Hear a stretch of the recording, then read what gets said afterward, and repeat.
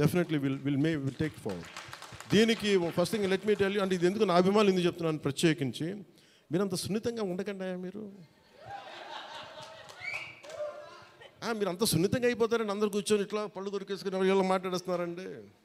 ఈజీగా ఉండండి, తేలిగ్గా ఉండండి. నేను కదా దెబ్బలు తింటుంది ఇక్కడ, మీరు ఈజీగా మీరు ఎంజాయ్ చేయండి జీవితాన్ని.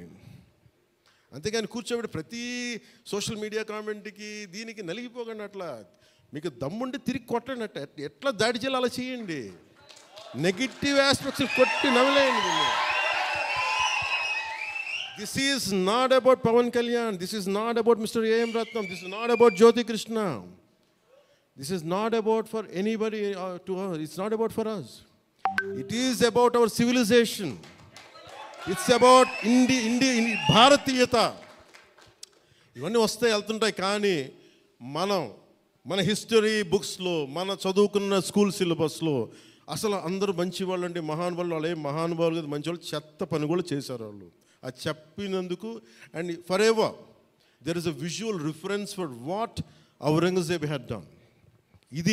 This is the biggest achievement. అలాగే ఈ cinema more than Kohinoor, the major dialogue is more than the Kohinoor, the values of this country, the Vedic knowledge of this country, the people who possess that Vedic knowledge, the people who possess the astrological capabilities, they are greater Kohinoors than the Kohinoor itself. That's what this film conveys. Kohinoor untade pagilipadu, Kohinoor padipoyadu, కానీ మనిషి తాలూకు knowledge పోతే ఒక civilisation అంతమైపోతుంది. So ఈ దేశంలో వేదాలని కోహినూర్ లాగా మనుషులు దాన్ని భద్రపరచలా, హార్డ్ డిస్క్లో పెట్టలా, మనకి లోపల మనసులో పెట్టుకున్నారు. అది వాక్కు ద్వారానే ఇచ్చారు అందరికీ. So this is the greatness of our culture. In Harihara Veeramallu, I think we have succeeded in addressing that part, in reaching to that part. I think this is the true success for me today. Thank you. అలాగే ముఖ్యంగా నా లైఫ్లో ఎప్పుడు ఇన్ని media సమావేశాలు కానీ ఎప్పుడు చేయలేదు. నాకు నిజంగా చెప్పాలంటే నాకు హార్డ్లీ బాదర్డ్ అబౌట్ మనీ. ఎంతసేపు నాకు మనీ పోగొట్టుకోవడం తెలుసు, కానీ ముఖ్యంగా ఈ సినిమాతో సహా. బట్ నేనేం నమ్మానంటే ఒక రీజనల్ సినిమాని పాన్ ఇండియా సినిమాకి చేయగలం అనేది ఒక నిర్మాతకి నిలబట్టడం నాకు చాలా బాధ్యత అనిపించింది.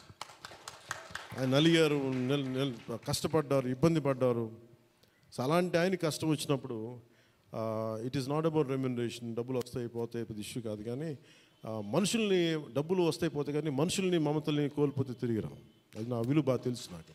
సో మనస్ఫూర్తిగా మీ అందరికీ నా ధన్యవాదాలు తెలుపుకుంటూ, మీరే కదమ్మా యాక్ట్ చేసిన దాంట్లో యాక్టెడ్ ఉన్నది